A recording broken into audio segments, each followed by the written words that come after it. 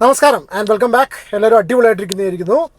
നമുക്ക് കുറച്ച് ദിവസമായിട്ട് സോഷ്യൽ മീഡിയ, അപ്പോൾ 1-2 ദിവസമായിട്ട് സോഷ്യൽ മീഡിയ തുറന്നു കഴിഞ്ഞാൽ നിങ്ങൾക്ക് ഏറ്റവും കൂടുതൽ നിങ്ങൾ കണ്ടിട്ടുണ്ടായിരിക്കുന്ന ഒരു സംഭവമായിരുന്നു മലബാർ ഗോൾഡൻ ഡയമണ്ട്സിൻ്റെ മലബാർ ഫൈസൽ അല്ലെങ്കിൽ ഫൈസൽ മലബാർ അല്ലെങ്കിൽ ഫൈസൽ ക എന്നവരുടെ ഹൗസ് വാമിംഗ് റിലേറ്റഡ് ആയിട്ടുള്ള ഒരുപാട് വീഡിയോസ് നിങ്ങൾ കണ്ടിട്ടുണ്ടാവും അല്ലേ?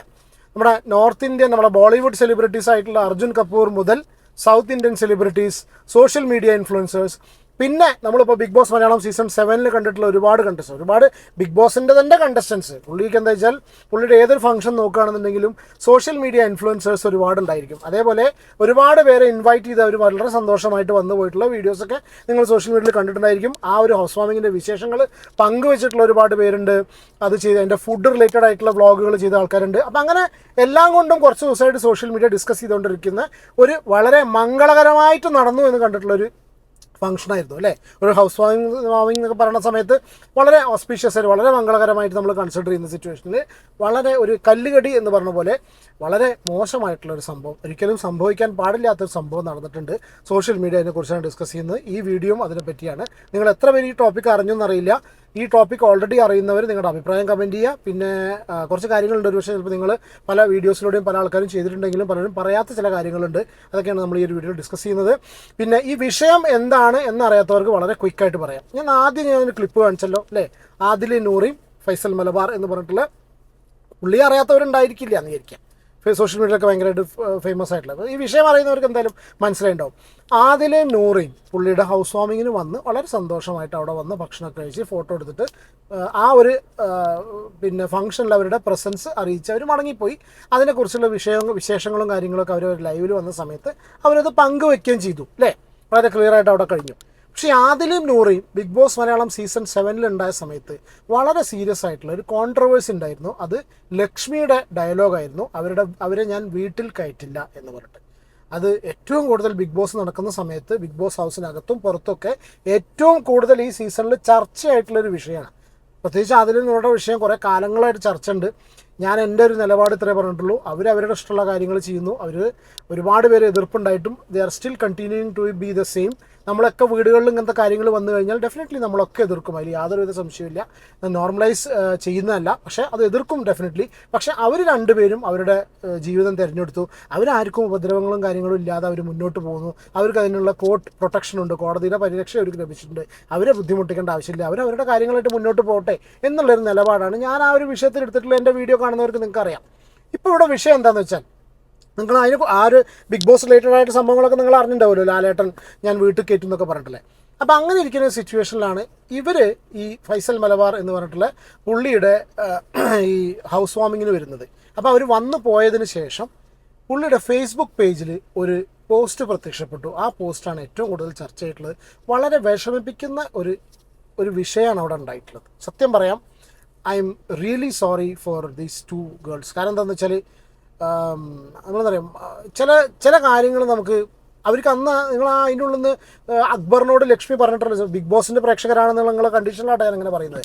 ലക്ഷ്മി അക്ബറിനോട് പറഞ്ഞിട്ടുണ്ട് നിങ്ങളെപ്പോലുള്ള ആൾക്കാരെ വീട്ടിൽ കയറ്റാൻ പറ്റില്ല എന്ന് പറഞ്ഞ സമയത്ത് ആദിലയുടെ മുഖം നിങ്ങൾ ഓർമ്മയുണ്ട്. ഞാൻ ബിഗ് ബോസ് ഹൗസിനകത്ത് ഒരുപാട് പേര് വിമർശിച്ചിട്ട് ആദ്യം സപ്പോർട്ട് ചെയ്തിട്ടുണ്ട്, വിമർശിച്ചിട്ടുണ്ട്. അത് ബിഗ് ബോസ് ഗെയിമിൻ്റെ ഇതിൽ മാത്രമാണ്. അല്ലാണ്ട് അവരുടെ ലൈഫ് റിലേറ്റഡ് ആയിട്ട് അവർ തിരഞ്ഞെടുത്ത ലൈഫ് അവരെന്ത് രീതിയിൽ വേണമെങ്കിൽ അവർ മുന്നോട്ട് കൊണ്ടുപോകട്ടെ. As long as they are not disturbing anybody.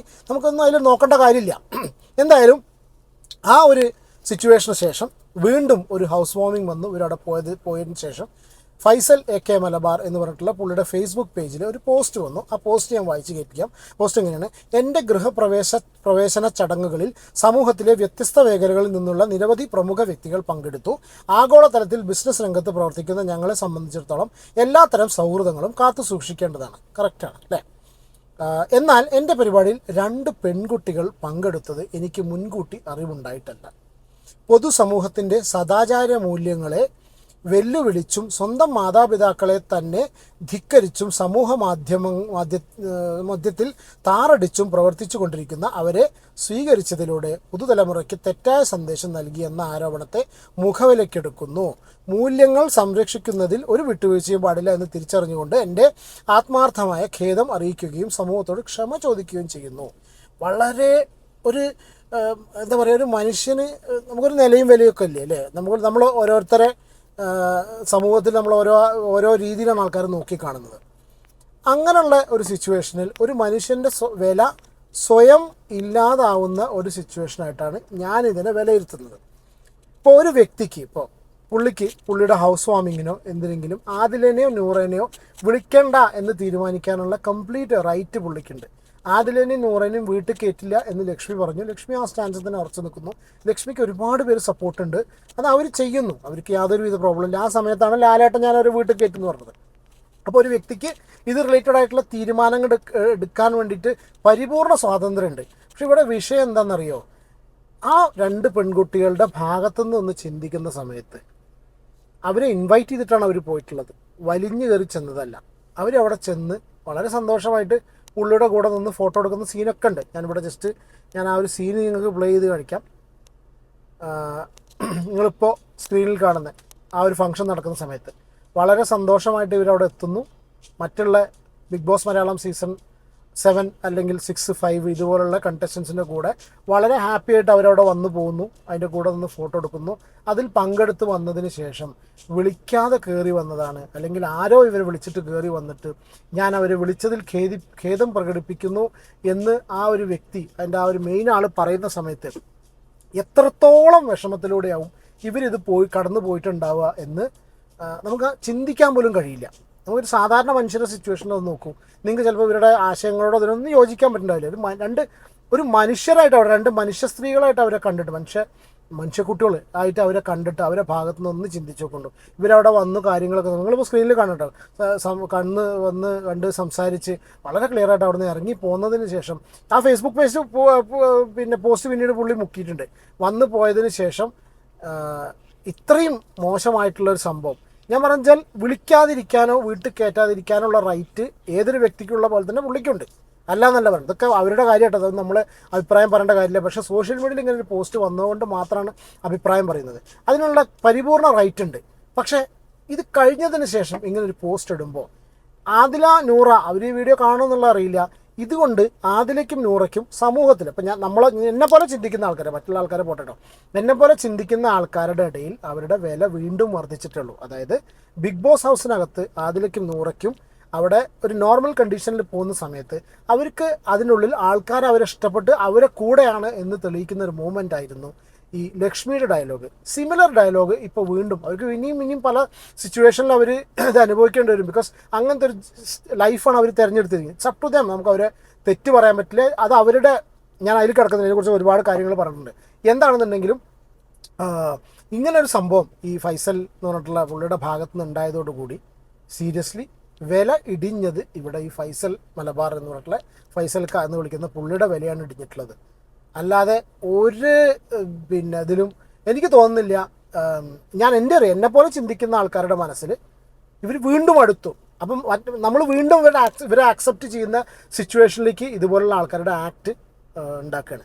ഇനിയിപ്പോൾ ഇയാൾ ഇവരെ കയറ്റില്ല എന്ന് പറഞ്ഞു. നിങ്ങൾക്ക് ഇനി അടുത്ത് കാണാൻ പോണ സീന് കണ്ടോളൂ. ഇതാരാ? നജീബാണ്. നമ്മളെ പഴയ നജീബ്, അതായത് നാദിറയ്ക്ക് ഇവിടെ വരുന്നതിൽ യാതൊരുവിധ പ്രോബ്ലം ഇല്ല. ഇവിടെ ആദിലിനെയും നൂറേനാണ് അവിടെ ഒരു വിഷയം ഉണ്ടായിട്ടുള്ളത്. പിന്നെ നോക്കിയോക്കൂ, നജീബ് വന്ന് സംസാരിക്കുക. അപ്പോൾ കമ്മ്യൂണിറ്റിയോട് കൂടിയുള്ള ഇഷ്യൂ ഇതൊന്നും മൂപ്പര് നേരിട്ടായിരിക്കില്ല ക്ഷണിക്കുന്നത്. ഇത് ചിലപ്പോൾ ഒരുപക്ഷെ അവരുടെ ഈവൻറ്റ് മാനേജ്മെൻറ്റ് കമ്പനി അവരാരെങ്കിലും ആയിരിക്കും ഇവർ ഇൻവൈറ്റ് ചെയ്യുന്നത്. പക്ഷെ ഇൻവൈറ്റ് ചെയ്ത് വന്നിട്ടുള്ള ഒരു വ്യക്തികളെ ഇതുപോലെ ചെയ്യുന്നത് ഒരു നമ്പർ 2 പരിപാടിയായിപ്പോയി. അതെന്താ കാര്യം എന്ന് വെച്ചാൽ, ഇന്നലെ ഈ ഒരു വിഷയം കഴിഞ്ഞതിന് ശേഷം പല സോഷ്യൽ മീഡിയയിൽ പല പോസ്റ്റുകളും കമൻറ്റുകളും പ്രത്യക്ഷപ്പെട്ടിരുന്നു. അതിൽ വളരെ ഇമ്പോർട്ടൻ്റ് ആയിട്ടുള്ളൊരു ഇതായിരുന്നു ഡോക്ടർ അനിൽ മുഹമ്മദ് എന്ന് പറഞ്ഞിട്ടുള്ള വ്യക്തിയുടെ അനിൽ ടോക്സ് എന്ന് പറഞ്ഞിട്ടുള്ള യൂട്യൂബ് ചാനലിൽ വന്നിട്ടുള്ളൊരു വീഡിയോ. ഞാൻ ആ വീഡിയോ ജസ്റ്റ് ചെറിയൊരു പോർഷൻ ഇവിടെ നിന്ന് പ്ലേ ചെയ്യാം. ഇങ്ങനെ ചില അഴകിയ രാവണന്മാരുണ്ട് നമ്മുടെ സമൂഹത്തിൽ. എന്ത് ചെയ്താലാണ് പേര് കിട്ടുക, എന്ത് ചെയ്താലാണ് റീച്ച് കിട്ടുക എന്നത് ഇങ്ങനെ ആക്രാന്തത്തോട് ഓർത്ത് ഇല്ല തെരുവിലൊക്കെ പേപ്പട്ടികൾ അലിഞ്ഞു തിരിയുന്നത് പോലെ ആരെ കിട്ടിയാൽ പടം വലിയ പ്രശസ്തനാണെന്ന് എന്നെ വിചാരിക്കും.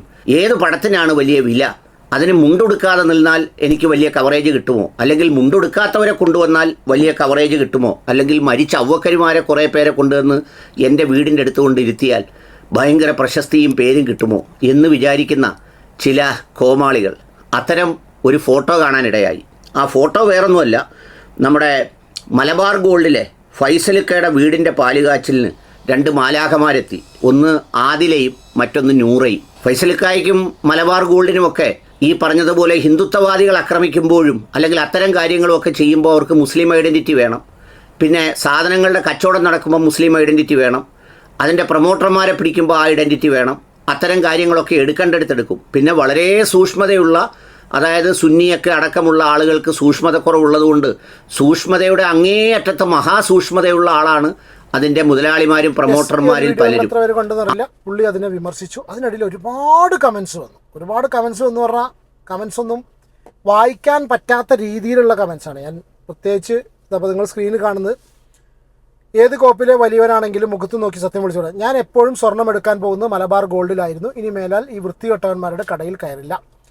തീട്ടപ്പറമ്പിൽ മലദ്വാറിനെ ബഹിഷ്കരിക്കാൻ പറഞ്ഞപ്പോൾ അവിടെ പോയി സ്വർണം വാങ്ങി ഐക്യദാർഢ്യം കാണിച്ച ഞാനിപ്പോൾ ഖേദിക്കുന്നു. മലബാർ ജ്വല്ലറിയുമായി സഹകരിച്ചിരുന്ന ഒരാളെന്ന നിലയ്ക്ക് പറയട്ടെ, ഇനി മലബാറുമായി ആ സഹകരണം ഞാൻ ആഗ്രഹിക്കുന്നില്ല. അടിസ്ഥാനപരമായിട്ട് പുള്ളി ഒരു ബിസിനസ്മാനാണ്. അപ്പോൾ ആളുടെ ബിസിനസ്സിൽ ഇഷ്യൂസ് വരും എന്ന് കണ്ട സമയത്ത് ചെയ്തിട്ടുള്ളൊരു സംഭവമാണ് ഫേസ്ബുക്ക് പോസ്റ്റ്. അത് ശരിയായില്ല എന്നേ പറയാനുള്ളൂ. അത് ശരിയായില്ല എന്ന് പറയുമ്പോൾ നമ്മളാരും അല്ല പറയാൻ വേണ്ടിയിട്ട്. പക്ഷേ സോഷ്യൽ മീഡിയയിൽ ഇതിങ്ങനെ കാണുന്ന സമയത്തൊക്കെ അവരുടെ ഇഷ്ടമാണ്. അവർ ചെയ്യാതിരിക്കുക, അത് ശരി തെറ്റുകളൊന്നും നമ്മൾ വിലയിരുത്തുന്നില്ല. അവരുടെ വീടാണ്, അവർ ഇൻവൈറ്റ് ചെയ്ത ആൾക്കാരാണ്, അത് പോയതും വേറെ ആൾക്കാരുമാണ്. സോഷ്യൽ മീഡിയയിൽ ഈ വിഷയം വന്നതുകൊണ്ട് മാത്രം പറയുന്നു. ഈ ഒരു വിഷയത്തിൽ എനിക്ക് ഒറ്റ അഭിപ്രായത്തിൽ പറയാനുള്ളൂ.